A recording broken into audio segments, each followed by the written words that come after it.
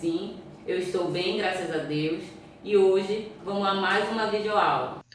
Na aula de hoje, daremos início ao capítulo 2 de vocês, que trata sobre a coexistência na área nuclear. Trabalharemos as páginas de 16 a 27, referente aos tópicos 1. Corrida nuclear. 2. Equilíbrio de poder. 3. Guerra Fria na América Latina. E 4.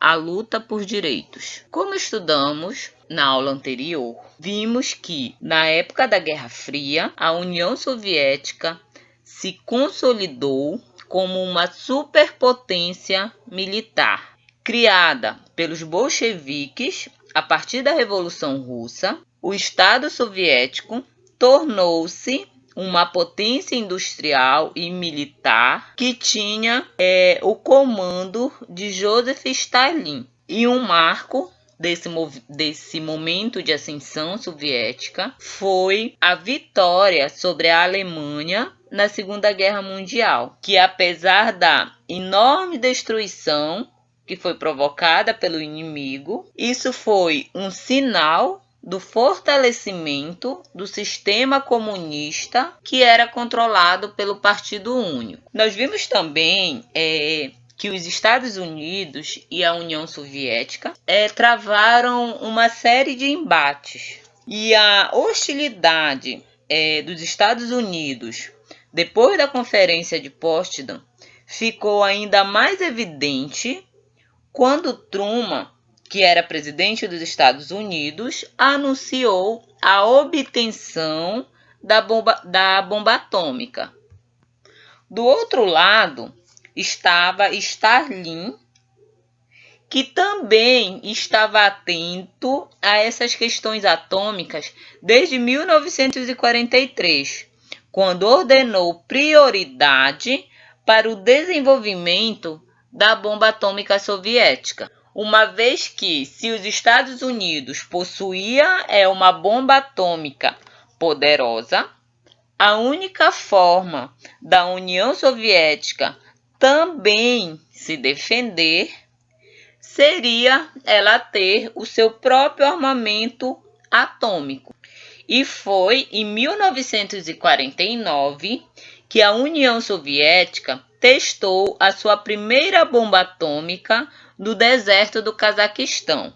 E a partir desse momento, inicia-se uma espécie de corrida nuclear, com cada uma das duas superpotências, ou seja, Estados Unidos e União Soviética, querendo a arma mais destrutiva em potência e em quantidade. Para se ter ideia disso, é que logo no início de 1950 se testa as primeiras bombas de hidrogênio, que eram muito mais poderosas que as próprias bombas atômicas.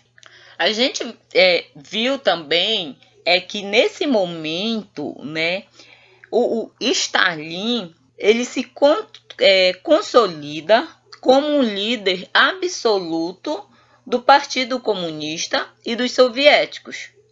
E a população passa a ser educada para idolatrá-lo como uma espécie de guia genial dos povos. E a gente consegue ver claramente isso quando a gente vê que em vários lugares Stalin era representado por meio de imensas estátuas que eram espalhadas por toda a República Soviética. E além disso, ainda haviam cartazes do socialismo, tanto nas escolas como nas casas. E é em meio a isso que se constrói a imagem de Stalin como um guia para o futuro glorioso do socialismo e para a libertação dos povos oprimidos pelo nazismo e pelo capitalismo. Então, essa espécie de adoração,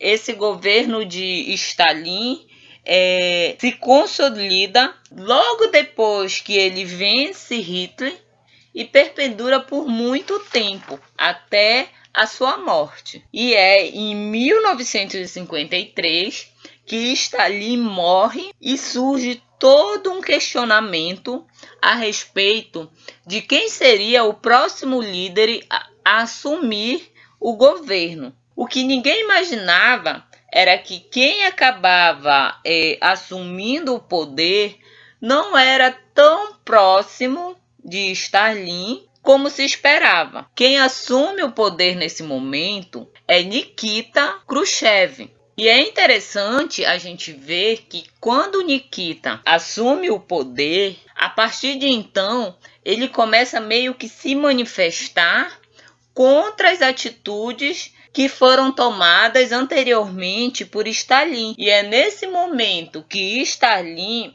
ele passa de herói a vilão da população soviética. E aí as suas imagens, as suas estátuas passam a ser retiradas das praças, das escolas e de todos os lugares em que faziam qualquer referência ao seu nome. Outro momento muito marcante do governo de Nikita é quando ele visita os Estados Unidos, o que de certa forma vem a selar com uma passividade entre as duas grandes potências, Estados Unidos e União Soviética. Então, nesse momento, passou-se a se acreditar em um reconhecimento de um equilíbrio de poder entre as duas potências e da falta de interesse de ambas entrarem diretamente num conflito. Contudo, isso se dava muito na teoria, né? Porque na prática, esse discurso de coexistência era meio que desmentido e deixado de lado, devido à realidade política mundial, na qual se multiplicavam os conflitos regionais relacionados às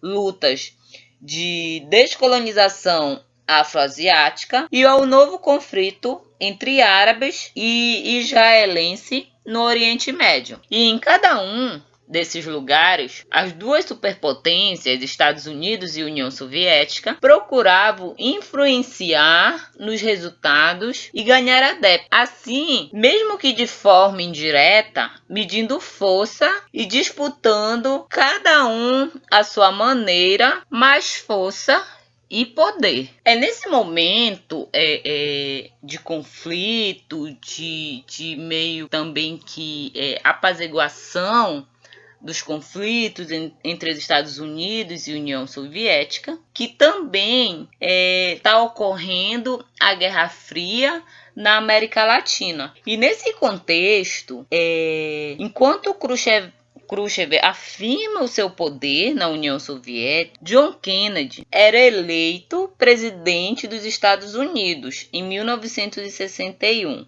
Contudo, a coexistência pacífica começou a ser ainda mais abalada pela ação soviética em Cuba, um território que, do ponto de vista estratégico dos Estados Unidos, era indiscutivelmente uma de suas áreas de influência. E no dia 1º de janeiro de 1959, Cuba recebe a notícia da queda do seu ditador, Fulgêncio Batista, que foi derrubado por uma guerrilha que há anos o combatia. Então, o novo governo ele passa a ser encabeçado por Fidel Castro, Raul Castro e Ernesto Che Guevara, que propunham uma revolução nacionalista e democrática para a ilha de Cuba, o que também implicava na expropriação de várias empresas estadunidenses que dominavam a economia de Cuba desde o começo do século XX. E é nesse momento que os Estados Unidos vê as medidas desse novo governo como um desafio. Então, os Estados Unidos organizam uma contra-revolução em Cuba, tendo como aliado alguns cubanos que foram exilados e que se dispuseram a lutar. Nesse momento também, Khrushchev, que já vinha, de certa forma, dando apoio a Cuba, driblar o bloqueio econômico imposto pelos Estados Unidos, age de um modo que vai encurralar as estratégias dos Estados Unidos. Eles oferecem a Fidel Castro mísseis atômicos para serem instalados nas ilhas e apontados para Washington. Essa operação é descoberta pelos Estados Unidos e provoca o que ficou conhecido como a Crise dos Mísseis, em outubro de 1962, que terminou com a retirada dos armamentos por parte dos russos, em troca do compromisso dos Estados Unidos de não organizarem mais nenhuma ação militar contra Cuba. E a partir de então, Fidel se alia formalmente a Moscou e adota o modelo de revolução socialista. Então, desse modo, se de um lado a crise cubana colocou em evidência as dificuldades de uma coexistência pacífica entre as duas grandes potências, de outro, ela contribui para conscientizar os líderes políticos dessas potências nucleares sobre os perigos dessa era nuclear. Assim, iniciando grandes discussões e regulamentações sobre o uso dessa energia. Temos como exemplo disso a proibição da realização de testes atômicos em superfícies, que ocorreu em 1962. Vale também a gente aprender aqui algumas expressões que marcaram esse período, como a expressão anos de chumbo, que é usada para identificar na América Latina o período no qual, em vários países, a ditadura militar alinhada com os Estados Unidos foram instauradas por meios de golpe de Estado contra governos democraticamente eleitos. Como a gente já estudou anteriormente, desde o fim da Segunda Guerra Mundial é que a gente vem aprendendo que os Estados Unidos vinham estabelecendo uma série de acordos políticos e militares em todo o continente americano com o objetivo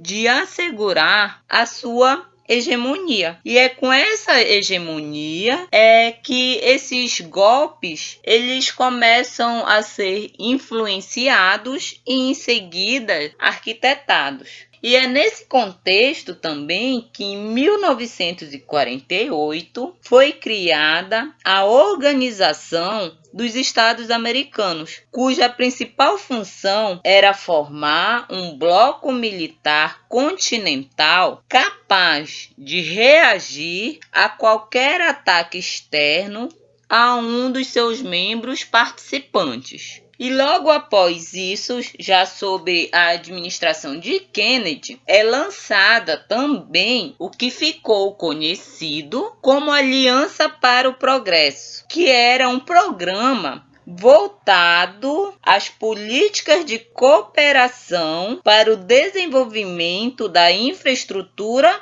e indústria como forma de combater a pobreza e afastar os radicalismos de esquerda.